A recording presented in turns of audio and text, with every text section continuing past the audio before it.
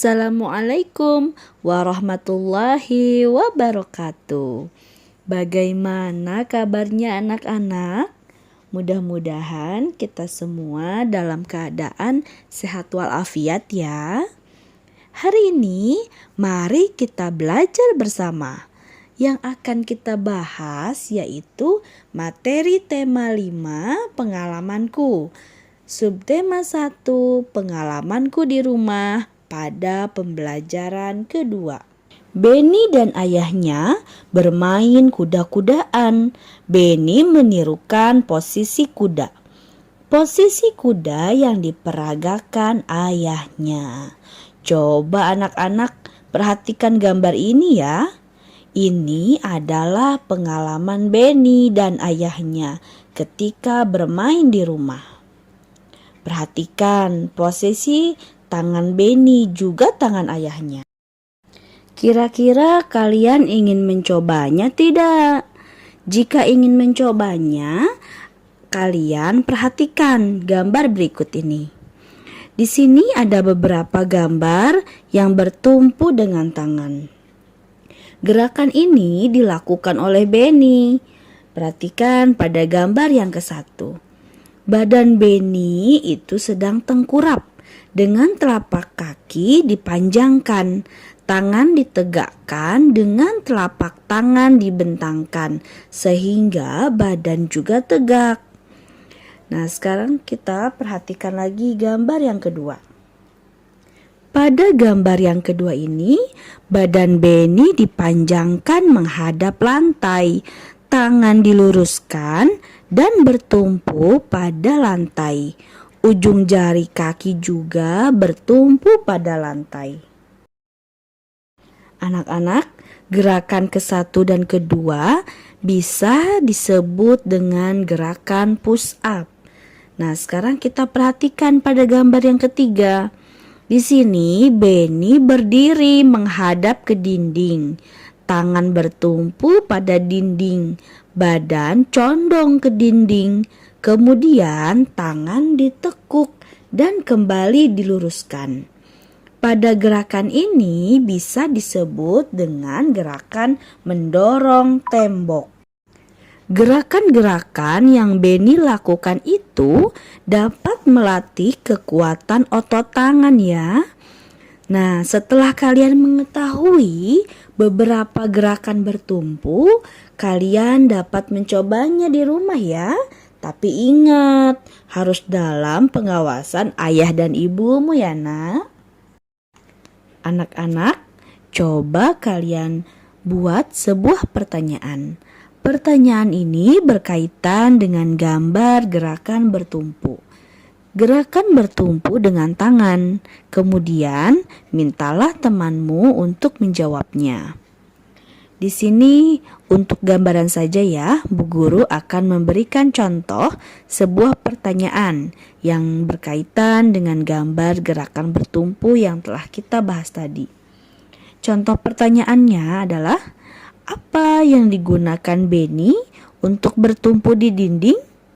Jawabannya adalah, Benny bertumpu di dinding dengan kedua tangannya. Benny melanjutkan permainan kuda-kudaan. Benny menjadi anak kuda.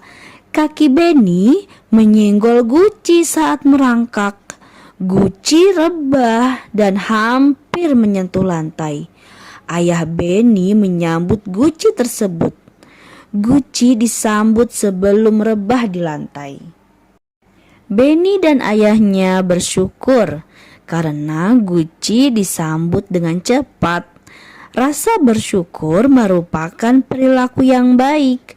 Perilaku ini sesuai dengan sila pertama Pancasila. Anak-anak, masih ingatkah kalian dengan Pancasila? Ya, Pancasila adalah dasar negara Republik Indonesia. Pancasila terdiri atas 5 sila, yaitu 1. Ketuhanan yang Maha Esa. 2. Kemanusiaan yang adil dan beradab. 3. Persatuan Indonesia. 4. kerakyatan yang dipimpin oleh hikmat, kebijaksanaan dalam permusyawaratan perwakilan. 5. Keadilan sosial bagi seluruh rakyat Indonesia. Pada pembelajaran kali ini, kita akan bahas terlebih dahulu sila yang pertama ya anak-anak, yang bunyinya adalah ketuhanan yang Maha Esa.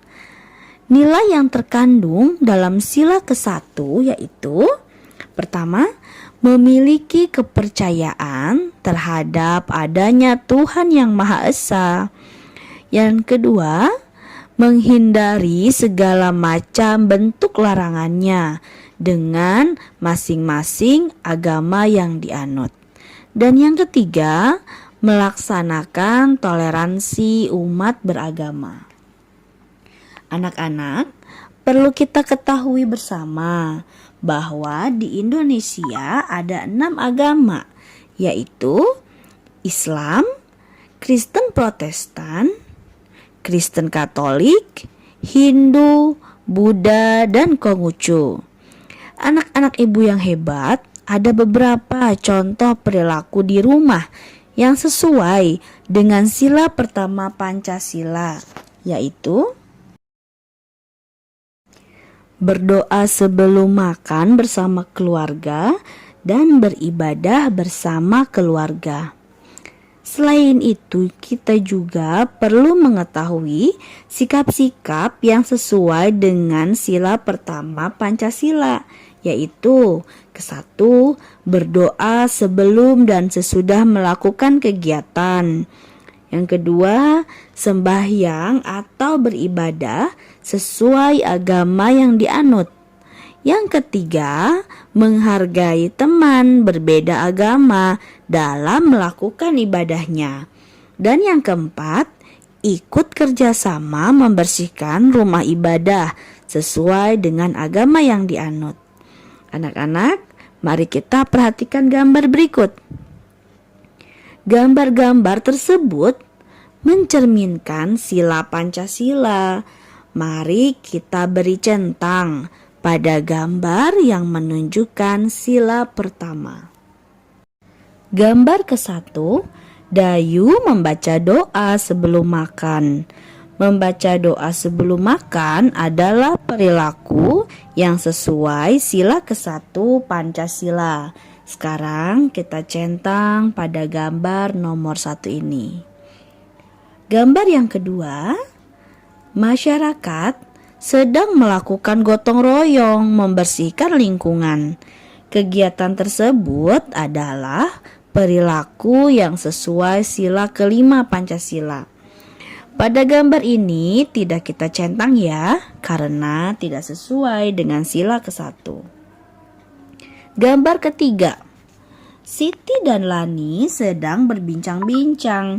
Siti dan Lani berbeda etnis atau berbeda suku, tetapi mereka bersahabat. Perilaku mereka tersebut mencerminkan sikap toleransi. Maka pada gambar ini kita centang ya.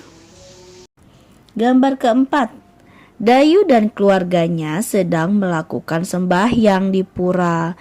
Perilaku Dayu dan keluarga sesuai dengan sila ke-1 Pancasila. Nah, pada gambar ini kita centang. Gambar kelima, Siti, Beni, dan kawan-kawan sedang melakukan musyawarah. Kegiatan yang mereka lakukan adalah perilaku sila keempat Pancasila. Pada gambar ini tidak kita centang karena tidak sesuai dengan sila ke-1. Dan yang terakhir gambar yang ke-6. Ada keluarga yang sedang berdoa untuk anggota keluarga yang meninggal dunia. Perilaku tersebut sesuai dengan sila ke-1 Pancasila. Nah, pada gambar yang terakhir ini, mari kita centang anak-anak karena mencerminkan sila ke-1 Pancasila. Ayo kita lanjutkan ke materi selanjutnya. Anak-anak, kalian pasti mempunyai pengalaman kan? Ceritakan pengalamanmu menerapkan sila pertama Pancasila. Berikut adalah contoh pengalaman penerapan sila pertama Pancasila. Anak-anak ibu yang hebat, apakah kalian pernah melakukan kesalahan? Jika pernah, apa yang dilakukan setelah itu? Dan apakah kalian pernah meminta maaf? Tentu, anak-anak ibu yang hebat pernah ya meminta maaf ketika melakukan kesalahan. Seperti Benny, ia meminta maaf kepada ayahnya karena hampir saja memecahkan guci di rumah. Coba kita perhatikan percakapan Benny dan ayah di bawah ini. Benny berkata, "Ayah, Benny minta maaf." Ayah menjawab, "Meminta maaf tentang apa?" Kata Benny, "Karena Benny kurang hati-hati." Kata ayah, "Iya nak, ayah maafkan. Benny lain kali hati-hati ya." Kata Benny lagi, "Iya ayah." Kata ayah, "Ayo main kuda-kudaan lagi," sambil mengajak Benny. Kata Benny, "Aku ingin menjadi anak kuda lagi." Ayah menjawab, "Baiklah jagoanku."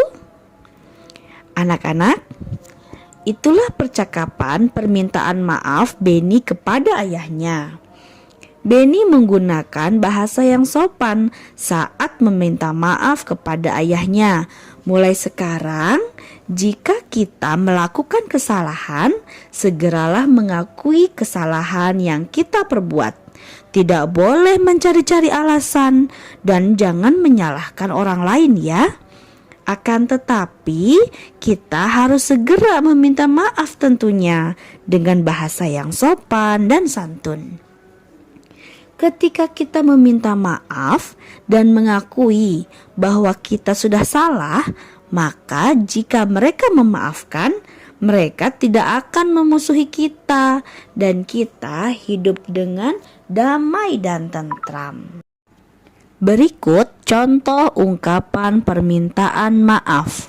Makna ungkapan permintaan maaf adalah untuk memohon ampun dan mengakui kesalahan. Anak-anak hebat, kalian telah mempelajari kata maaf. Coba praktikan ungkapan santun dengan kata maaf ya. Selain itu, kalian juga telah belajar sila pertama Pancasila. Diskusikan bersama orang tuamu ya. Diskusikan tentang contoh-contoh perilaku yang sesuai di rumahmu.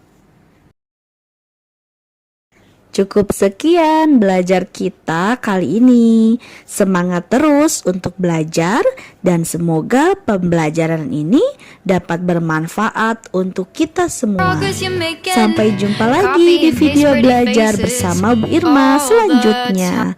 Wassalamualaikum warahmatullahi wabarakatuh.